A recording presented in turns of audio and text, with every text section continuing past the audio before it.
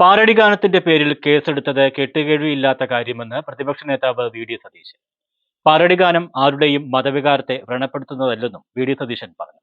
ആവിഷ്കാര സ്വാതന്ത്ര്യത്തിനു മേലുള്ള കടന്നുകയറ്റമെന്നും പ്രതിപക്ഷ നേതാവ് വിമർശിച്ചു. സംഘപരിവാറിന്റെ അതേ കളിയാണ് കേരളത്തിൽ CPM-ഉം കളിക്കുന്നത്. സാംസ്കാരിക ലോകത്തിനു മുമ്പിൽ മുഖ്യമന്ത്രി തലകുനിച്ചു നിൽക്കണമെന്നും വി.ഡി. സതീശൻ പറഞ്ഞു. തീവ്ര വലതുപക്ഷ സർക്കാരുകളുടെ അതേ നയമാണ് ഇടതുപക്ഷ സർക്കാരിനും. ഈ നിലപാട് കേരളത്തിന് അപമാനമാണെന്നും വി.ഡി. സതീശൻ കുറ്റപ്പെടുത്തി.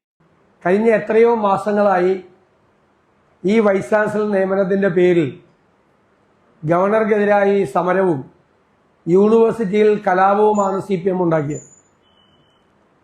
സുപ്രീം കോടതിയിൽ പോയപ്പോൾ സുപ്രീം കോടതി സംസ്ഥാന സർക്കാരിന് അനുകൂലമായ ഒരു നിലപാട് സ്വീകരിക്കുമെന്നുള്ള ഘട്ടത്തിലാണ് ഗവർണറുമായി ഇപ്പോൾ ഒരു കോംപ്രമൈസ് ഉണ്ടാക്കിയിരിക്കുന്നത് മുഖ്യമന്ത്രി.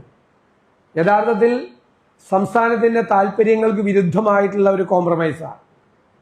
ഡൽഹിയിൽ നിന്ന് ഏത് സംഘപരിവാർ നേതാവാണ് ഈ ഒത്തുതീർപ്പിന് വേണ്ടി മുഖ്യമന്ത്രിയെ നിർബന്ധിച്ചത് എന്നാണ് അദ്ദേഹം വ്യക്തമാക്കേണ്ടത്.